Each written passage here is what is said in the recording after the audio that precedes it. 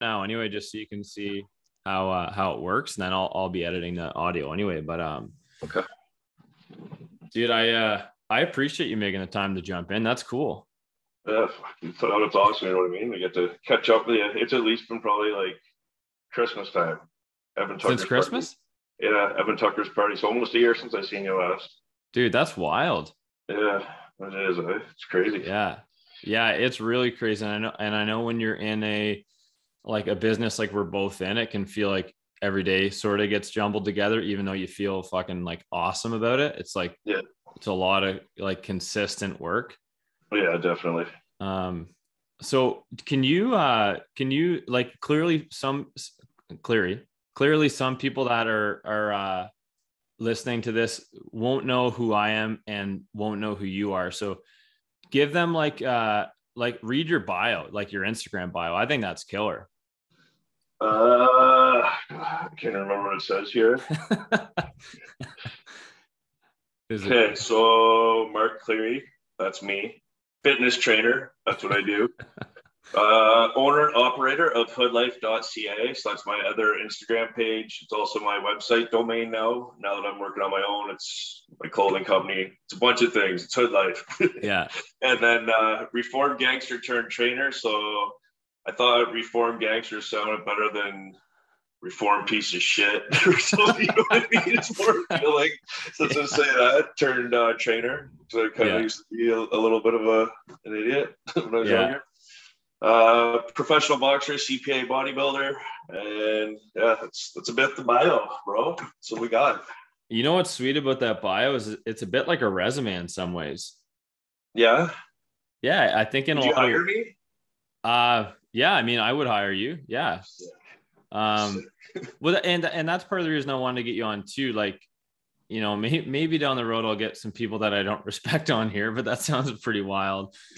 But like, you know, I respect what you're doing. And as we kind of said in the pre-notes or whatever you even call these, I'm trying to act like I'm not professional with this. I don't know what I'm doing. I'm just like having conversations with people I like about topics I like. Right. Yeah. But I feel like you embody the three values that I was talking about, like automatically. Like whether you had a brand to surround you like Hood Life and whether you were a trainer or not, I feel like you're going to do those things anyway. And those values that I mentioned are vulnerability, intention, and grit. So I guess first off, do you agree with that or do you disagree that you embody those three? Kind of how you explained before. Like, I don't know, like vulnerability could be like taken so many different ways, right? The way you mentioned it, for sure. I can see that. Sorry, what were the other two? Grit, one. Grit, and then the other one was intention. So yeah, like you gotta have intention in your life, right? It's purpose, reason, everything that we're doing. So can you go over I'm gonna get you to explain some examples, but I know a lot about your past, and can you explain how you think that that shaped who you are now, or if it did change who you are? I mean, doing what we do, like transformations and lifestyle changes and stuff like that, living the lifestyle I'm living in now compared to the lifestyle I used to live in, like that's kind of proof that I can definitely help people with a lifestyle change. Yeah. Yeah, that's it, I guess. Like, how do you think people see you when you like share your past? Some people are shocked and other people are like, yeah, I remember that. Oh yeah. Yeah. And do you feel like at all that you have like a one-up advantage over other coaches because of your background? I get a lot of people that reach out to me for lifestyle change. People that are struggling, like doing what I used to do as well. Like I partied a lot too, and I struggled with substance as well. So a lot of people have seen how like fitness and all like the healthy lifestyle and everything like that's helped like keep me sober and keep me on the straight and narrow. So yeah, I do get people that reach out to me like to even just talk to me about like how the hell did you do it? My answer is just basically, oh, we've been to a gym. You know what I mean? Yeah. Just started training every day nonstop. Yeah. So yeah. it's the environment that you set yourself in, right? Like I started doing that. That's when I met like you and everybody else on our team, and I started working there on that. So it's definitely like where you're around. Your environment's a big thing. Right. Have you found it hard to maintain your, like, if we're to call it like your new lifestyle? And I don't mean that as you've been in this like newer lifestyle for the entire time I've known you, but is it hard, like getting real for a second? Is it hard for you not to think about the old times or like not to slip into that? No, I love what I do now. You know what I mean? And even when I was doing all that, like I wish I had something that I love doing, you know what I mean? Like that I could live off of like I'm doing right now. So it's like, I love it. I'm lucky. You know what I mean? I wake up and it's like, it has stressful days, but then you can think about like what your life was like 15 years ago. And it's like waking up then that was more stressful. So it's like, life's good now. Life's definitely good. It doesn't make me want to go back to like living like that. Just like, it's a pretty crappy feeling going out, just getting pulled over and stuff all the time. And just like, it wasn't fun. Yeah. You know what I find too is like, especially with what you're saying, that, you know, you've kind of like, it's super cliche. I don't really like the expression, but like you've walked the walk. You just happened to be in that lifestyle before. And now that you've made such your own intensive life transformation, people can really relate to that, right? Because so many people are going through similar positions where they're like super unhappy with where they are, and they have substance abuse issues, and they don't love themselves, or whatever the case, they're in bad environments. I feel like that's such like a powerful tool for you as a trainer to be like, I actually live that, and I don't, I wouldn't do that again, but because I've done that, I can be way more relatable and like show you that there's some mega transformations that can happen. I feel like it's kind of like the proof's in the pudding. Yeah, 100%. Yeah. Do you feel like that was kind of like a blessing in disguise? What one? What part? Like your old lifestyle and being able to be like, this is who I was, this is who I am. Like that to me, that's like a billboard, man. You don't even really have to do anything other than show who you were, who you are now. And it's like, dude, there's so much to that. I honestly just think it's a blessing to be here. You know what I mean? 'Cause there's a lot of people, like two of my best friends that used to rent rooms from me, Wes and Bobby, like they both are dead now. So like it's a blessing just being here doing this every day. You know what I mean? Like that's the way I feel about it. Do you have any type of routine in terms of like gratitude, or like myself included, a lot of people have like a gratitude journal, right? You've heard of this, like, morning rituals of like writing down a couple of things you're grateful for, whatever. What does that look like in your life? I don't do the journal thing, but like just cruising through like other positive people's social media and stuff like that, and seeing memes and stuff like that. And I reshare them a lot in my like news feeds of that. Like, but the stuff I reshare is like stuff that kind of hit home with me. You know what I mean? Right. Certain things that I'll see, just like look at your future, don't look back at your past, right? Like just kind of keep going forward. Like that was one I posted yesterday in one of my story feeds, or reshared it anyways. Right. Just like certain things like that kind of keep me going. I full disclosure, I probably only watch about 85% of your content. So that fills up most of my day. So I need to leave some like some time for like, family and developing my own style of training. But what's funny is you're one of those guys for me that at the beginning I've always said this about you, like you're so easy to like make fun of, but then you're not at all. Like you want to be like, dude, like it's just because you own exactly what you're doing, and it's like you're almost like impenetrable. Like you want to be like, oh, that's really fucking silly, or like something I wouldn't do, and then you're like, but he's like owns it, and like he's helping people, and it's like, fuck, man, I can't even chirp him. Yeah, I know we've talked about this before. Yeah, it's like. Yeah. Who actually said the best thing about it is like another type of thing was Benny Smith that used to work with us. He's like, you always go be your Abbott style on him. I'm like, what are you talking about? He's like, remember the movie Eminem? He's like, at the end, he's like, basically just telling everybody, he's like, yeah, I'm a piece of shit. Yeah, I did this. And it's like, they sit there like, we don't have anything to carve him about. He's already said it all, right? Yeah, totally, man. That's people call you a narcissist. Just call yourself a narcissist. I've been called that a little bit lately. So have you? Yeah, but the people that are calling me that, like, they aren't putting the food on my table, and me posting pictures on my social media puts food on my table. So Yeah. everything again has a purpose why I do it. You know what I mean? People can chirp and say what they want. Well, and you were one of the first trainers for me that like started posting a lot on social media. Yeah. How do you feel like this is obviously a huge topic in general, but how do you feel like social media has helped your businesses? It's built off that. Like when we worked together at Good Life there, like I never ever really got clients through Good Life, right? Like it was always through people reaching out through social media. So like that's where pretty much 99% of my leads always came from.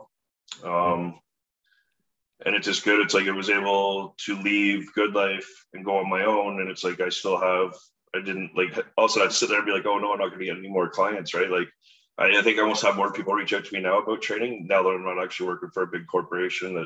So it's cheaper as well too, right? Right. What do you think some of the, like you've been in the fitness industry for, you and I about the same amount of time, but you did more boxing before that. So I don't know, how long do you say, about 10 years? Yeah, I think it would have been 10 years. Or 11? 10 years at Good Life, yeah. So you've been there. like that's a pretty long time with any job. Like doesn't matter what the job is. So now that you've been in it for 10 years, what do you see? Like, what are some issues you see in the fitness industry? Bullshit. Yeah. Like just people bullshitting, you know what I mean? And it's like, so that's something I kind of try to do too. I try to keep things real, you know what I mean? And like not bullshit, like and be straight up with people.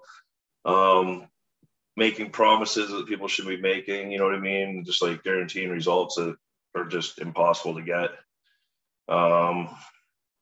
Just things like that, you know what I mean? Just false advertising almost. And So I think a thing like that can get somebody's hopes up and they're like, I'm going to see all these crazy results and they don't see it. And it just deteriorates them and makes them not like lose that whole drive and motivation, right? Because they're getting basically empty promises given to them. right. Which would be frustrating. And you see that as ways other fitness professionals might be like portraying their services or products? Certain things like that. I don't know. I find that frustrating. I don't know what else would be. That's about it, brother. Yeah. And I know you're not the kind of guy that like is going to pick at things. Like I certainly know that about you. So I have to really fucking prompt you to be like, dude, what do you have an issue with? So that's did you ask for me? What do I have an issue with? Yeah. Or, like just like with anything right now in the fitness industry, there's something that like,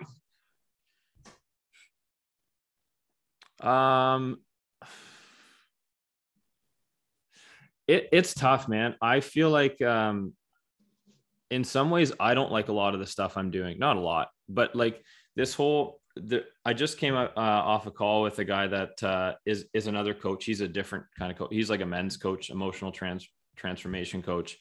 yeah. And one of the things I shared with him, and it's not so much what I don't like about maybe the industry. It's more like, there's had to be there's a lot of change that's happened. And for me to go from exclusively one-on-one, like when you and I worked together, I didn't even have, like, I don't even think I had social media at the beginning of that.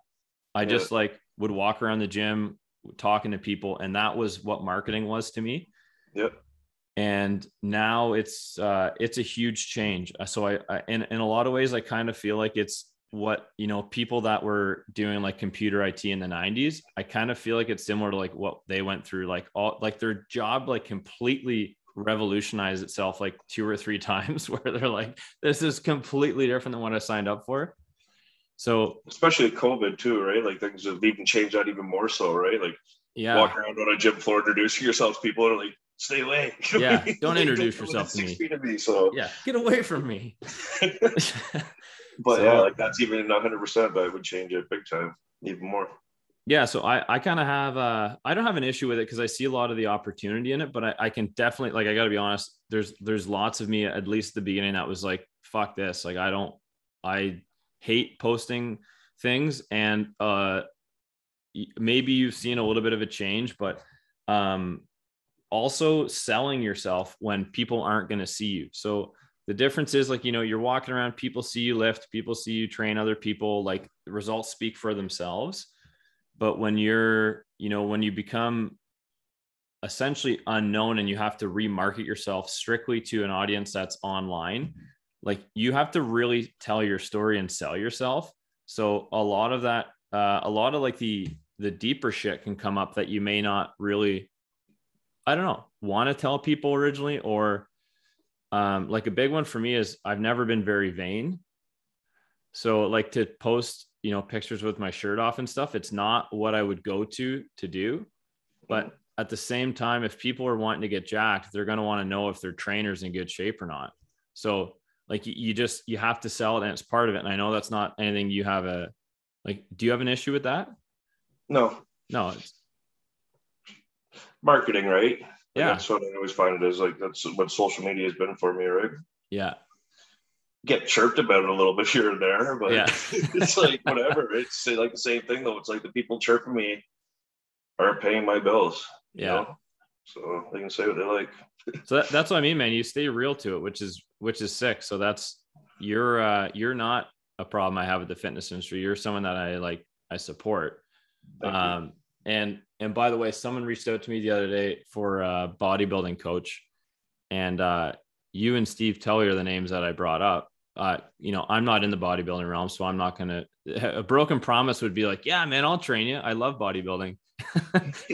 They'd be like, dude, what the fuck? Like, you're not interested in it at all. So yeah, I think here's an issue I have in the fitness industry. This is coming up. Trying to coach everyone like you're an expert in everything. That's tough, because it means like turning clients down sometimes. That's a good example. I'm not doing that to credit myself, but you know, like that could be a broken promise thing. 100%. Training for something that you're not used to training in. Like there's a reason there's, you know, bodybuilding coach and dietitians and endurance coaches and breath coaches and yoga coaches and strength training and powerlifting, like Olympic lifting coaches, boxing coaches, it's all niche. Coaches out there. Yeah. What I'm saying is there's multiple coaches. How do you think, so you've been into boxing for quite a long time. How do you feel like that's integrated well into your fitness? Cause you're doing, like you mentioned your bio, and that's kind of what I'm going off of, but you mentioned boxing and bodybuilding. Yep.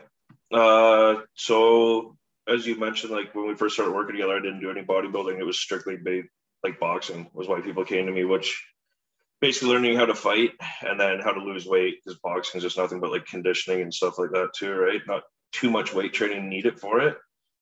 Or if it is, it's like a sports specific type training, right? Like what you're doing specifically for power, like, and strength and stuff like that for bodybuilding. Don't want to get jacked for your bodybuilding, or sorry, when you're boxing, I meant to say. Right. Shoot, I got lost track of thought there. What were you saying? Sorry, what was the question? I was kind of asking like how you feel like how it worked into it. So everybody came to me for that. And then after I stopped fighting, I had to, like, when I went to the gym, I always had a reason why I was going there, right? It's like, I got to go spar, I got to go do this. All of a sudden I wasn't fighting anymore, and I'm still working in the gym, and I love fitness and know how good it is for the body and for like mentally and physically. So I had to figure out something else to do. So I started bodybuilding, went on a bodybuilding split, and started weight training, and then fell in love with that. And then decided to compete. I wanted to just do that for like on a bucket list, right? Just do one show. And then I loved it, like seeing your body change and stuff like that for it. And just everything I learned from it. So I ended up doing another 5 shows. So I've done 6 shows now. So I still like training people, like learning how to bodybuild was huge for like the weight and weight training and stuff like that, right? But also for the weight loss, I find like with the boxing and stuff, like I still, typically a lot of my clients, they come to me because they want to do bodybuilding and they want to do boxing. So we'll do the boxing for their cardio aspect.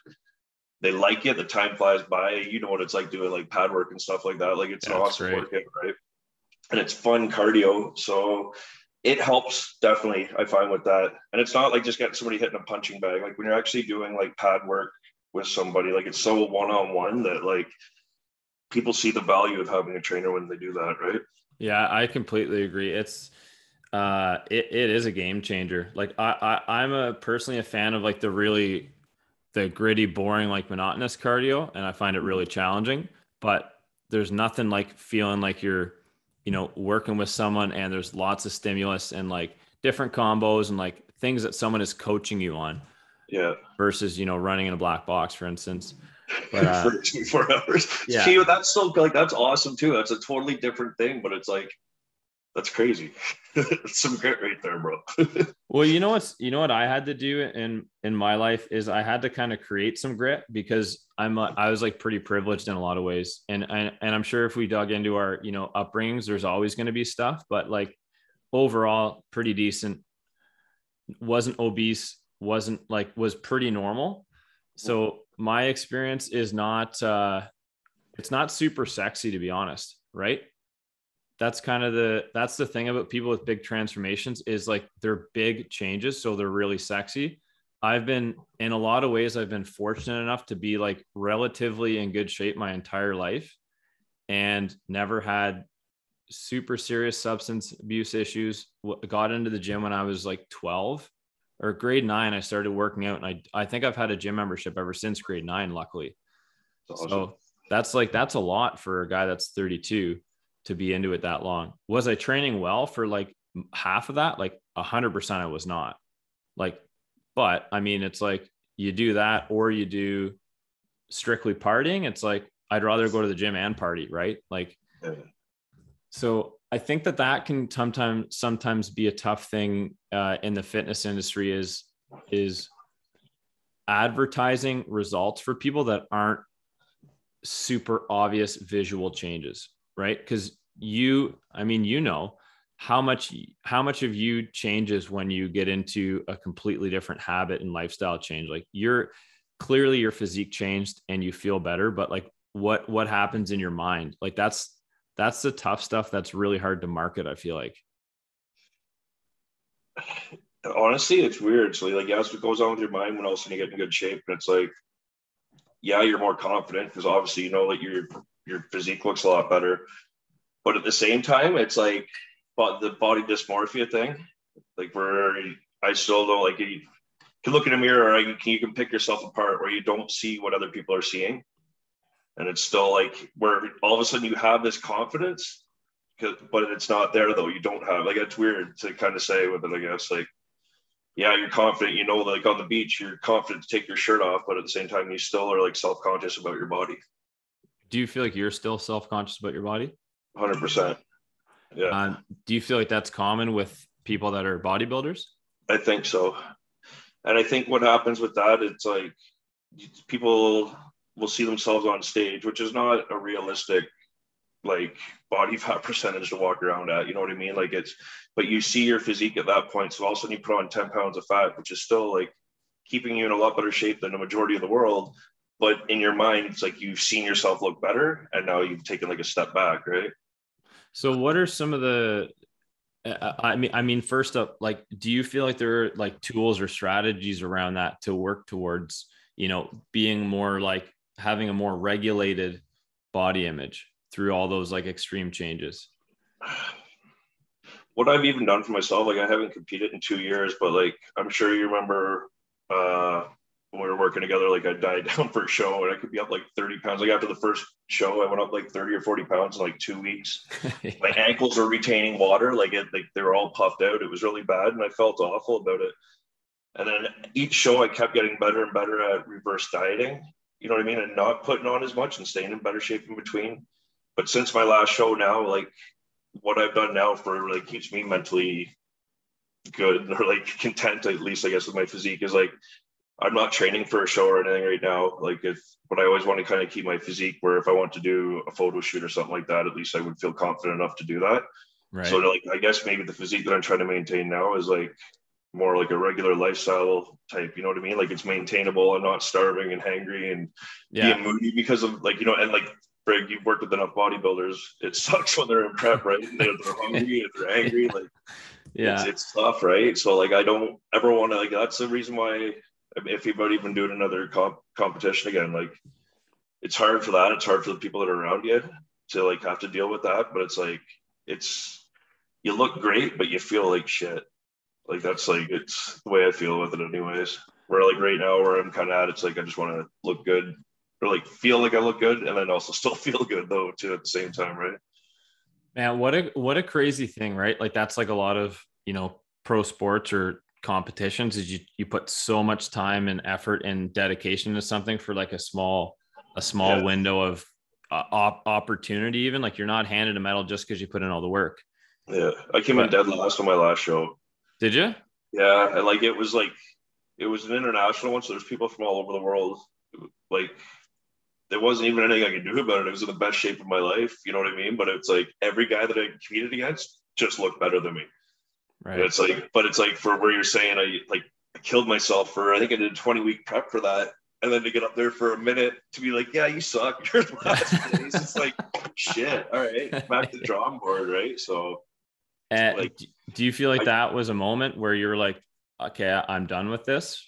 no, Or I'm still not like done with it. It's just like, and I still maintain and do that same type of lifestyle, but it's like I've been able to grow. I know my physique now is better than what it would have been 2 years ago.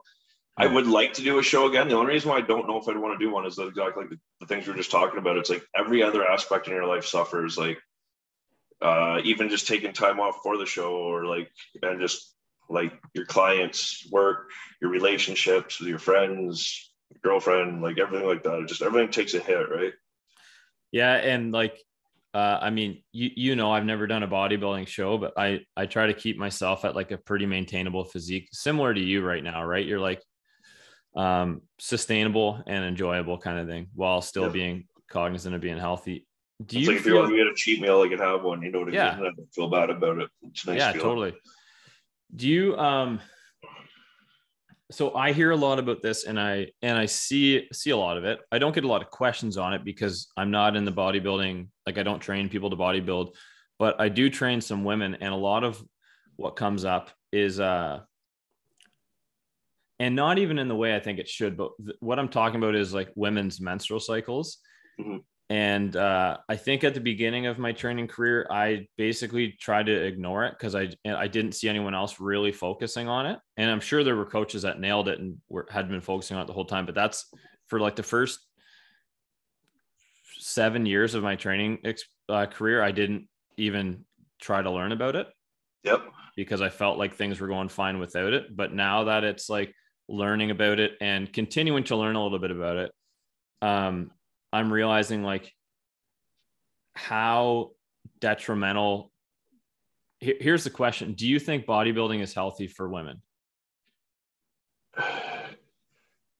To get like everybody in the world to hate on me in the bodybuilding world, but it's like it's not like everybody knows if a girl gets well, it's like a well-known fact that a majority of women when their body fat percentage gets down low enough, they start like missing their cycle, right? I mean, like that's not good for the body, obviously.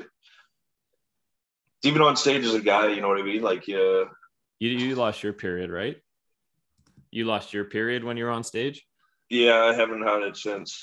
It's, but yeah, like it's I don't know. I don't think that could be healthy. Obviously, I don't think it would be right, but I don't know, and I haven't done the research on it, so I don't really know either. Maybe that is a normal thing, and it comes back. Like that's exactly like you're just saying. You've been looking into it and researching it. Something I'm totally clueless with. I just know that it does affect it, Right. and I couldn't see it being healthy, but I don't know. Right.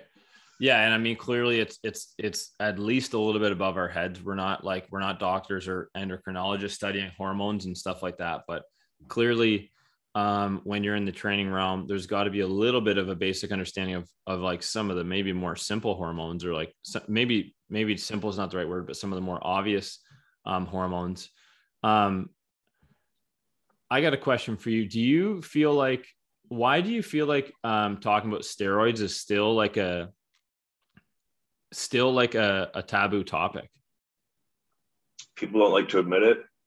People Yeah. like to bullshit.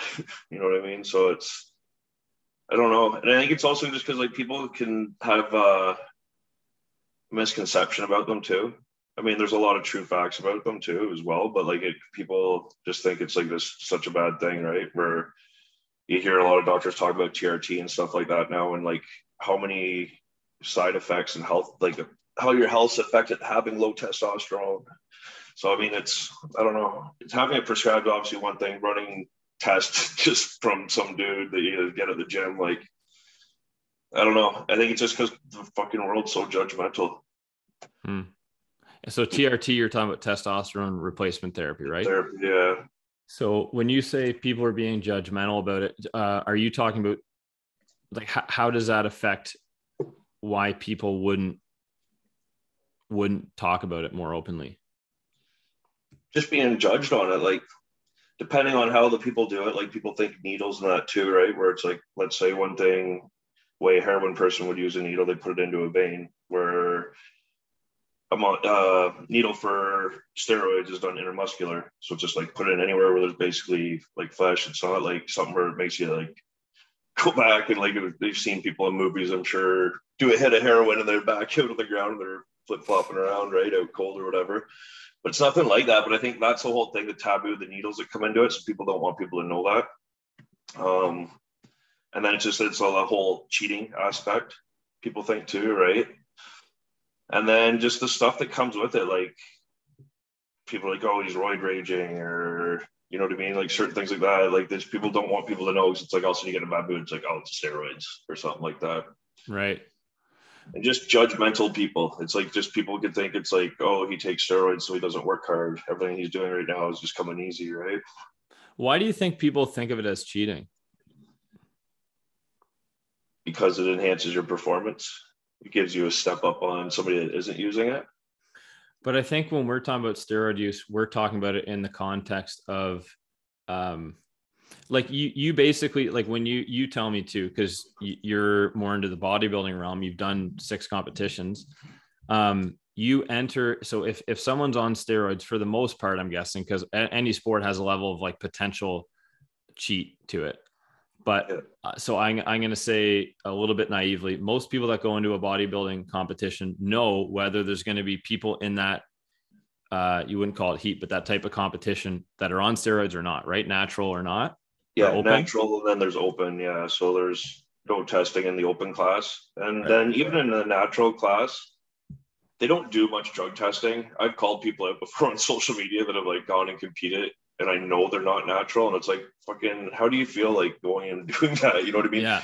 Person never even won. So it's like, how shitty do you feel about cheating and coming in second place? But like, at the same time, it's like, what's frustrating about that is like on bodybuilding teams, I have guys that are on my old team that were natural, 100% natural. And it's like, they're going against these guys that aren't natural, that have had to step up. They recover quicker. They put on muscle a little bit faster, stuff like that, where these other guys are completely natural. And that's why they have a division for it, right? If you're natural, go with the natural. And then if you're going with the enhanced, open class, right? Right. So aside from competition, because that's when it's really cheating, right? You're either ignoring or denying that you're on steroids in a non-steroid class, or you're just assuming that you're probably on it and people around you are on it if you're in the open. But what about regular kind of like gym bros, or not even gym bros, just people in a gym that aren't competing? Do you feel like that's cheating, or do you feel like people judge folks like that as if it's cheating? So, I mean, it's not really cheating then. It's like, who are they competing against except themselves, right? At that point, it's not like they're going into a natural bodybuilding show. My personal opinion is that, like, I wouldn't touch the shit if I wasn't going to be competing, or that wasn't my purpose and my intention was to be competing in an open class. I think you probably remember driving up to Belleville. Maybe not. I remember it clearly, but we were driving to Belleville to like one of our award meetings, and I was still fighting. And I'm like, when I get off or stop fighting, I get on a big, massive cycle. And you're like, why the fuck would you do that? I'm like, you're going to be a bodybuilder, right? I don't know. I had a goal. It was set out, and I did it. But like, if I was just going to do it and be healthy, like fitness is like, it's not healthy, obviously, when you're overdoing it or abusing it by any means. But that's kind of my next thing I was going to say. So it's like going to compete, you're abusing it, you're overdoing it a lot. Using a TRT or something like that and keeping your health, like keeping your test levels at least a normal range, like that's better for your health. Like if I was just some gym guy, just going there to work out, just trying to improve my health, then like, and I thought my levels were low, I would book an appointment with my doctor and get them to bring my testosterone levels to a normal level, allow me to build muscle normally, at least, right? Because it's, a lot of people have low test levels. I think every year past 30, it keeps going down, right? Yeah, I think I read that too. 30 is kind of the decrease. Yeah. So like I wouldn't suggest it, and I don't know why people do that if they don't ever have a reason to compete. Like that's just something I like to do. I don't know, some to each their own too, right? Yeah. That's just my personal opinion. Do you think what? Yeah. I mean, I've always thought I never did steroids. But I always thought that if you were doing them without the need to do them, it's fucking expensive, right? Like, yeah, I can get that. Like, that's the thing too. So like, it is, but it isn't, right? Like, if you were just going to buy like, you kind of want to have like just a high testosterone level, you want to do one shot a week. It's not going to be that much. Like a bottle, you're looking anywhere probably between like $60 to $100, depending on the brand. mm-hmm. So it's not like it would last you a couple months, you know what I mean? But at the same time, if you start taking a bunch of other things with it, like there's Winnie and all those other things that you can stack it with, and that shit's going to get expensive. Right. And unless you were planning on doing it for a purpose and stepping on a stage or prepping for, like, let's say you didn't want to be a bodybuilder, but you want to be a model and do fitness shoots and or marketing yourself some way with that. And that's another reason why I would but see a reason why people would do it. So what are some of the benefits to taking steroids other than bodybuilding? So like we'll leave that because that's pretty obvious at that point. But like aside from bodybuilding or like, strength performance or something like that, what are some of the benefits you would think exist? Seems like that's so hit or miss because it can work both ways. Like, let's say you've been a scrawny guy your whole life. You don't even get a single girl that looks at you ever. And all of a sudden you put on muscle and then you're in the gym and it builds up your confidence, right? So you can see how that would happen too. But then it's like, at the same time, it can mess with your confidence. You can also, you go off a cycle, you get smaller and you get that body dysmorphia thing going on, right? Like, right. So it's like doing it can give you confidence, but they can also take it away from you as well. And then what about, is there, you talked about doing like modeling, I think you mentioned modeling. Yeah. Where would that play a role in that? Like, how would that benefit a modeling career? And who are you talking about if you were? Well, basically, if you look at like any cover model, right, where you got like ripped abs and that, like a lot of those people are taking performance enhancers for sure they are. And even if it's like fat burners, clenbuterol, certain things like that too. Like just certain things like that would obviously benefit them. If you're getting paid to be doing if you are, well, let's just say if you're paying to do the photos, and that's one thing, but it's like if you're actually getting like published and stuff like that too, like you want to, it's becoming almost part of your career, right? Like you want to bring your A game to it, just almost like the stage. Right. So what you're saying is it's not just about simply like growing muscle and recovering quicker. There's steroids use that can help cut fat, help burn fat quicker, and help optimize like all levels of being lean and muscular. Yeah. Right. And there's other ones like Winstrol. Remember the Olympic runner? He was a Canadian. He lost his medal, Ben Johnson or whatever. Yeah. So he tested positive for Winstrol. And I mean, if you look at him, he's a cardio athlete, right? A high intensity one, like he's a sprinter. But a big thing with Winnie is like you can be in like large amounts of cardio and still retain your muscle, right? So like if you're training for a photo shoot and you have to lose a bunch of fat, but you don't want to lose the muscle that you have, something like that, a performance enhancer is going to boost that. Yeah, totally. I can totally see how that would be helpful. Yeah, I wasn't aware of that. Still not a good choice. Like, you know, like, it's like you're better to do it with like diet now, but that's just, if we're asking why people would do it for that, and that would be the reason why for sure. Right. Yeah, no, that makes a lot of sense. I wanted to ask you, obviously we have like, an even additional way to relate now, because, I've been a dad for the last 2 years and you've been a dad for a lot longer than that. How do you feel like we'll call it your choice in fitness, like you being a healthy guy now, I'm saying, how do you feel like that's influenced having kids or having your kids around? My youngest son, Caden, that's the tattoo on your arm, right? That's Mason there. So that's my oldest. And then that's Caden. Caden on the back, right? Yeah. Caden's just exactly like me. Like that kid's hands, if you do pad work with him, like he's 10 years old and the kid's got awesome hands. But like since he's been young, he was watching me box all the time. And then like lifting weights, like he's like, he loves it. Like now that we got the gym in the house, whenever he's here, we're always working out and stuff. Sweet. It's all like, it's definitely a good thing, a positive thing for my child to see, right? Yeah. My oldest son, Mason, unfortunately, so I haven't seen him there in a few years. His mother and I don't see eye to eye, unfortunately, but I'm hoping that'll eventually get fixed up here. From what I've heard, because I got a message that he does follow my Instagram and stuff, so he does see like who I am and what I am now, and not what he's been told, right? So, right, it's good. But yeah, it's definitely good being this, because it's at least like more of a role model and somebody that your kids can look up to, right? yeah.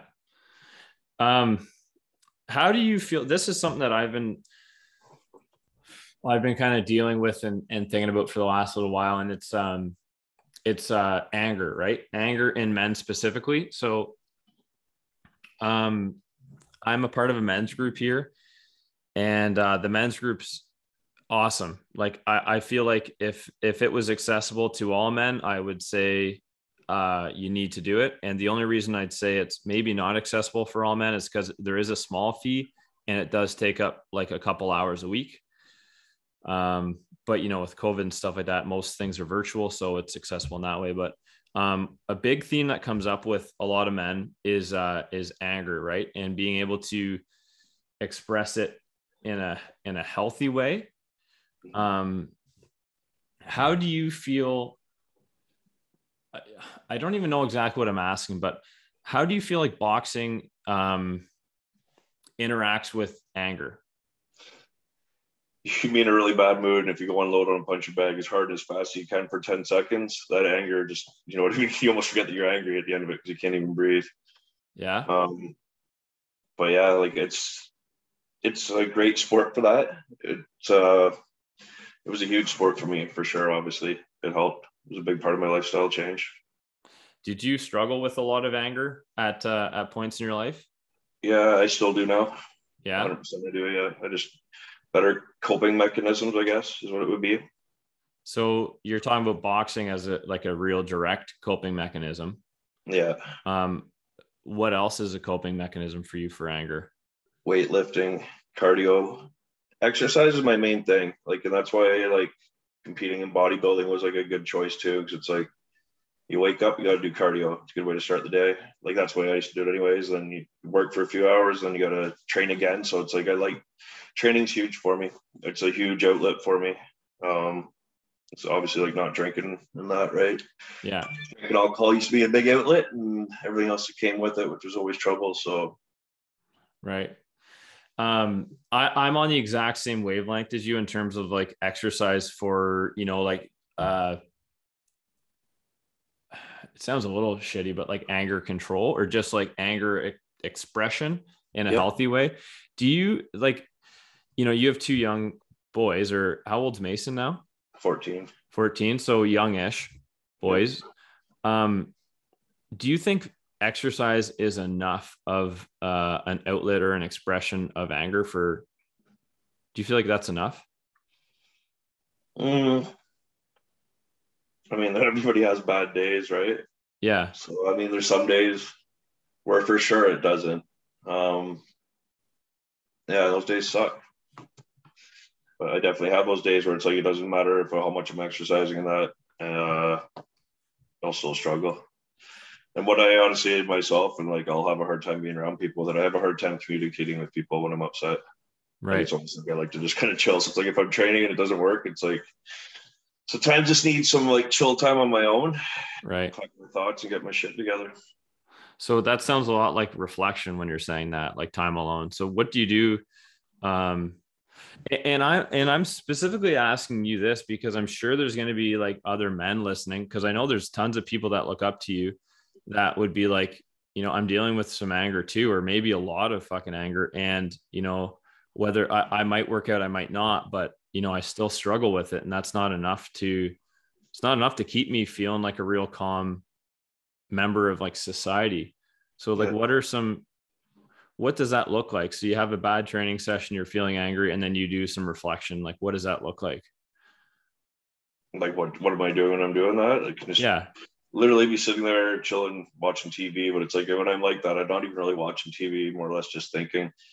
Other things that I find too is like, let's say I'm not in a great mood. I'm just like sitting in my living room watching TV. I can't snap out of that unless it's like I'll go out for a drive. You know what I mean? A change of scenery. You go out for a drive, you stop, you get gas, you end up seeing somebody, you run, you know what I mean? You run into somebody before you know it. The reason why I was upset is kind of gone. So sometimes sitting in the same spot and dwelling on shit does not help. So it sounds like there might be like an important like social element to that, like dealing with anger. Yeah. Does that sound accurate? Yeah, definitely. So how would you, and like, I don't know the answer to this, but you're raising two boys or at least one. Sorry to hear that, by the way. I'm raising a boy right now, and I'm like, there's a lot of me that wants to show like my son that, like being a badass is cool, and like it takes work, and being like a masculine dude doesn't mean like you put other people down. It just means you work on yourself. You put in hard work to make sure that you're muscular and that you're calm and that you're doing healthy things to show, so that you can better show up for people to be a man. Yeah. And I kind of had this thought the other day where I was wondering if kids, when they saw so say Caden's watching you box, do you feel like he looks at that and thinks like, my dad's fucking angry? No. What do you think he sees, or what does he see? Just training. Yeah, just like doing certain things. So like the double end bag, remember the bag that's tied to the ceiling on the floor? It's got the ball. Yeah. Bouncing back and forth. So like I don't have one of those set up in the old basement. So you just watch me do that. But it's like when I'm doing that, I'm having more like fun. You know what I mean? It's not like I'm sitting there like and punching stuff. Like yeah, I'm enjoying it, right? I love working out. It puts me into a good mood. Yeah. But like no, he just sees it as training, fight training to hand-eye coordination. It's just even something like that on that bag, it's more like you see that as just something fun. It's like a toy almost, right? Yeah. No, that's great. Like that's cool. So he sees it as just fun and like fitness and whatever. And laterally, there's also this like maybe process of anger that's happening just as a byproduct of it. Mm-hmm. Right. What do you think is one of the hardest things for people that are just starting out in fitness? What do you think is one of the hardest things for them, like coming into? Not knowing what to do, which is why it's always good to reach out to a personal trainer or somebody when people first start out. I know that sounds like a sales approach, so they'd be like, you should reach out to a personal trainer. Here's your membership. But like it legit is a good thing to do, because it just gives you an idea. But like, and if it's not even hiring a trainer, it's like having a program so you have something to do. Because some people, it's like you go to the gym and you're lost. Kind of like when I was saying I stopped boxing, right? And it's like I'm still in the gym. It's like, what am I going to do? Like, I don't need to go do cardio. I don't need to hit the punching bag. So it's like having a purpose, having a thing set out there. So it's like if you don't have the trainer like that when you first join up with the gym, just having something set out for you. What's the best way to get that? So if you don't have a trainer for whatever reason and you're feeling like you need some purpose, what's a good way to get that? There's a million online trainers and stuff and programs that can do that. And then even still, probably even like, depending on if you're like into researching stuff, like you can just Google it. You know what I mean? Yeah. Bodybuilding split or something, and so you're going to get a million different things, and the chances are it's not going to be the right one for you, but like it's still going to give you something to do, right? Like some sort of structure with their week, but like there's ways around it. Hiring a coach is a good thing to do. Hiring a trainer if you can, but I mean, coaches are a little bit cheaper to do it that way too. They just give you the programming and talk to you and keep you accountable. Yeah. Is that something you're offering? I'd like to kind of go over your services. I don't do any online training anymore. I will do so the one thing that I will do for people is nutrition programming, like customize their goal with a time frame and that. But like even that, I don't like doing the coaching and stuff with. Just strictly one-on-one training is what I do. Because like I find even with that, it's like you're training 3 or 4 people in the morning, you got your own workout, or you're on your lunch break and a couple more people, and then you do your own workout after that. It's too hard to be around at nighttime, like on the phone doing like coaching and stuff like that. I think myself, it's like I would like if I were going to do one, I'd do one or the other. I think is how I would be more successful with it. But it's like, I love the personal training. I have that set up already. That's been my go-to. But So when you say one or the other, are you talking about like personal training or nutrition? Or are you talking about like in person versus online online? coaching. Yeah. Like, Yeah. cause I've tried doing both and and what I found, it's like at the end of my workday, then I have to get on the phone with a few different people, or it takes up even more time for what you're getting paid with the online training. If somebody's messaging you constantly, and you're obviously going to help them out, right? But then if you start adding up all those times and you're like, I spent 5 hours this week basically just having conversations back and forth with this person, and it's like so it takes up a lot of time. And I mean, time, we only have so much of it in a day, right? 100%. So if I can fill that time with one-on-one in-person clients, I like that. That's my thing. You know what I mean? I like training people face to face than instead of doing that. But if I have somebody that does reach out and they're like, I just want a training program, I do that stuff, but I don't even like doing that. I like doing programming for people that I actually run them through, right? Right. It's like that saying, it's like the best training program not done properly sucks or whatever, but it's like you take like a shitty training program, use it with awesome intensity, and it can be the best training program there is, right? So that's where I get worried about selling programming to people. They'd be like, I bought it and it sucks, but it's like, I've done the exact same workout the way that it should be done. And it's like, that was a pretty good workout, right? Like, Yeah. so that's something that worries me, right? It's a reputation that comes onto that too. Right. And integrity and stuff like that too, right? It sounds like you're saying like the intention of the program makes a big difference. Like you could have the fucking best looking science program with, you have your percentages and this and that and intervals and whatever else. But like, if you're not doing it well, or you don't understand how to do it, it really doesn't matter. So like the intention of what you're doing is really important to know. Yeah. Yeah. I would completely agree with that. And that's something that I see as well. Cause that's something that I do offer is programming. And basically strictly online. Yeah. And I've opened up, this has been a huge shift for me, doing exactly what you're doing. And that being like, one-on-one or super small group, but in person, to only online. But what I find, like for me, my vision is to be able to help, like every person, truly. That's my vision, to be able to help everyone. Right. So you can't do that with one-on-one training. So as you said, you only have so many hours in the day, and you know what it's like. And so do I, to have too many clients at once and be like, holy shit, like I'm just, I have too much. Right. Yeah. So that's where I feel like one positive to those things is like, you know what, it may not be perfect, but it's a lot cheaper, and it at least gets people something, so that if they're going to Google search something, maybe they'll end up on like a Mark Cleary website, and you'll be like, trust me guys, like I'm not ripping you off. This is like a simple service. Or they're going to land on my website. And it's like, I'm trying to help you out because I don't want to rip people off. And I want, you and I both can relate to, we want the best for people.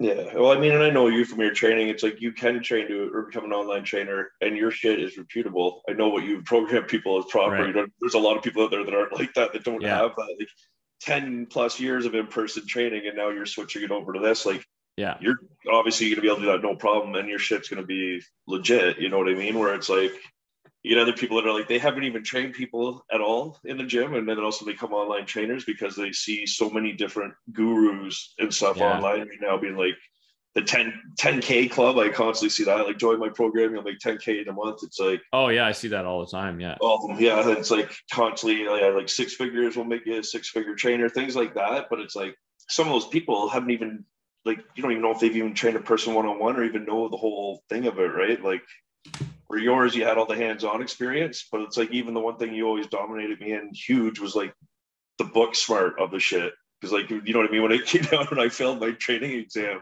the theory part of it twice, right? And then finally got it on the third one, but then like I killed the practical part of it. But it's like when it comes down to like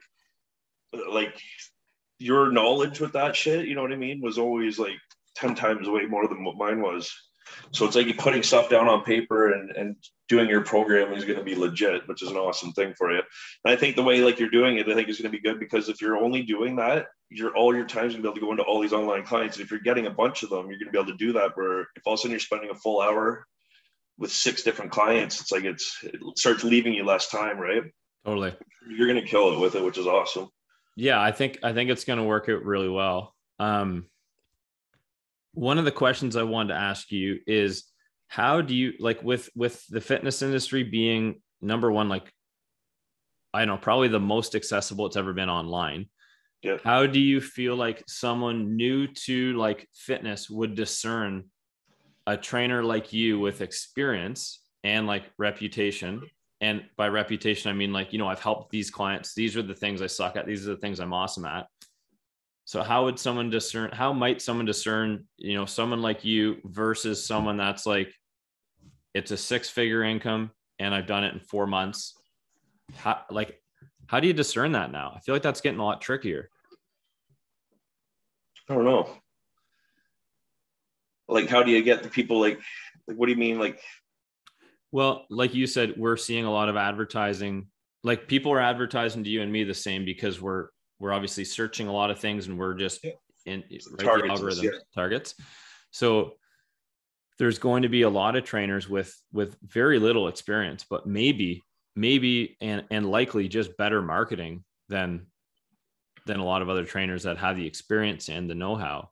Yep. So how does someone discern the person that's just better at marketing to them versus someone that's, you know, truly passionate about helping people with experience?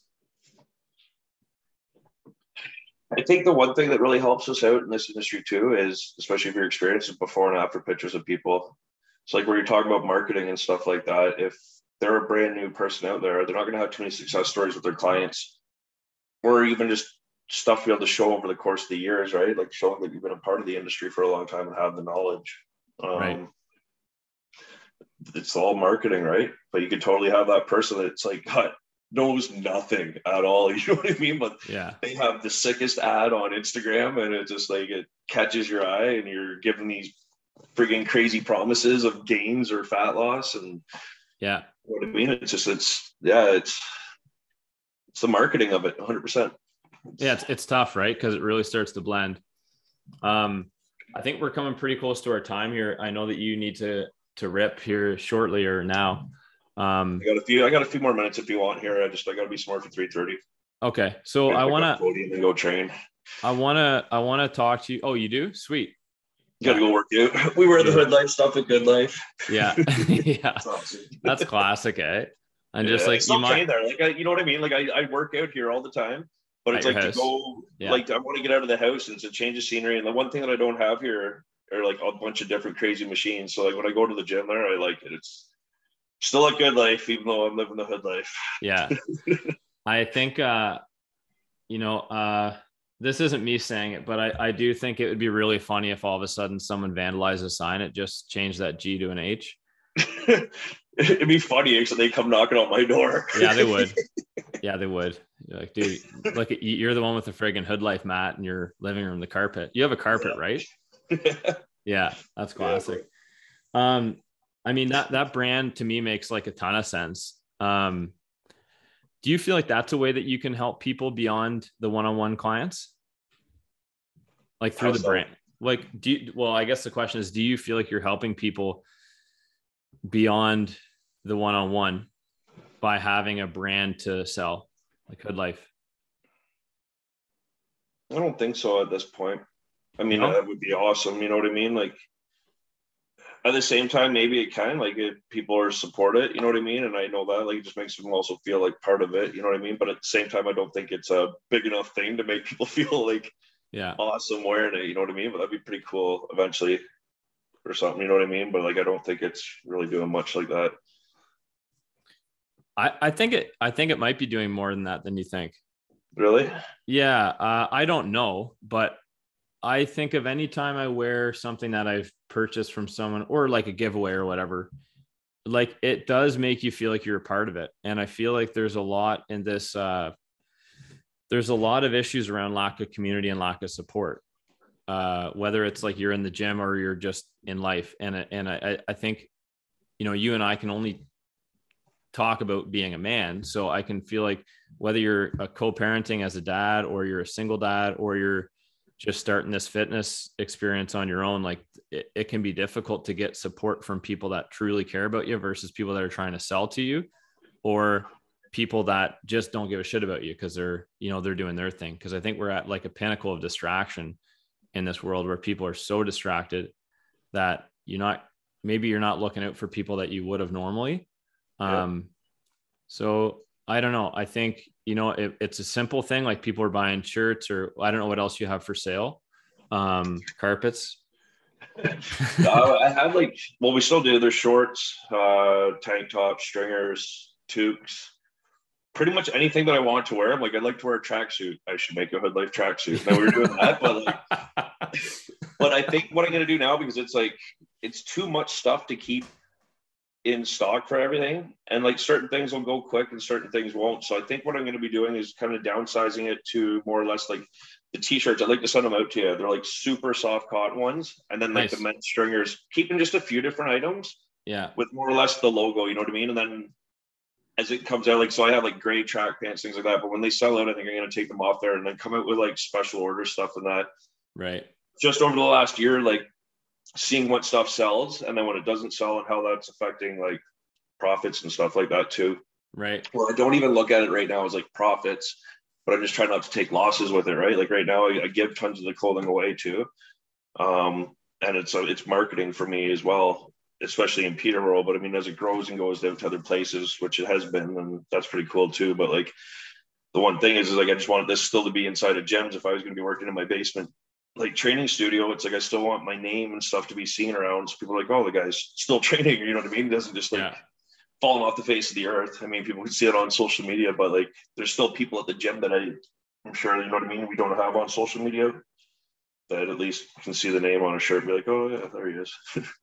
Yeah, I think it's sweet, man. Like for me, it's like kind of one of those fun brands because like I'm super not a gangster, right? And I'm sure some people can like actually represent that, like you. But for me, actually, funny story. Okay, the logo now, see how it has like the barbell and it actually says Mark Cleary Fitness under it. Yeah. So I sponsor my athlete Flex. Have you seen pictures of Flex? Yeah, he's the bodybuilder that's competing. Like Mike, like he's completely diesel, just jacked. You know what I mean? He's got face tats and stuff like that. And he's wearing a Hood Life shirt, like in downtown Pittsburgh or whatever. He was competing in the North Americans in Pittsburgh 3 or 4 months ago.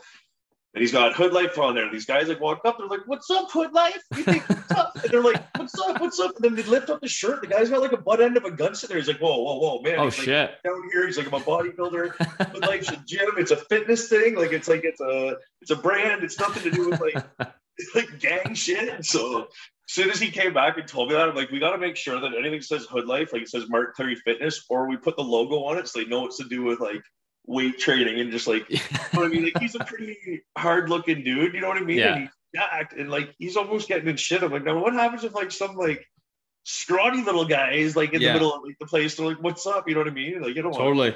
Want Man, that's friggin' wild, eh? Yeah. So everything will have the logo on it now. Yeah. See, you got to learn from your experiences. You don't foreshadow this stuff happening. No, 100% I would not have seen that. He told me, like, what? Really, bro? I'm like, sorry. Way to change that, though. That means you care. Yeah, 100%, right? Yeah. That's sick, man. No, I'm gonna grab a shirt for sure. What's the best way for people to reach you? Like, what's your main? You produce a lot of content that I think is valuable for people. Mark _Cleary _ fitness is my Instagram one. If people are looking to contact me, probably the easiest way is just www.hoodlife.ca. So nice. Easy to remember, right? That's one reason why I did that too. We just switched and got that domain name. Yeah. But just social media, Mark Cleary Fitness. Sweet, man. I don't know how to wrap these up because I haven't done them in a long time, but I feel like that was a valuable conversation. And I feel like people listening to this are going to hopefully be able to relate a little bit more with two people that have been in the fitness industry for quite a while and that go through their own, shit and trouble. Yeah, I don't know. Anything else you want to add? No, we should do one of these. What's up, bro? Yeah, totally, man. Beauty, man. Appreciate that. It's good to see you, Mark. Yeah, you too, brother, man. It's really good to see you. We gotta be in touch a little bit more, right? Cool, man. We'll have to do another one. And good luck with training today. I'll chat with you later, and I'll send you the show notes, all this stuff. Awesome. Thanks, brother. Take care. Beauty, man. See ya.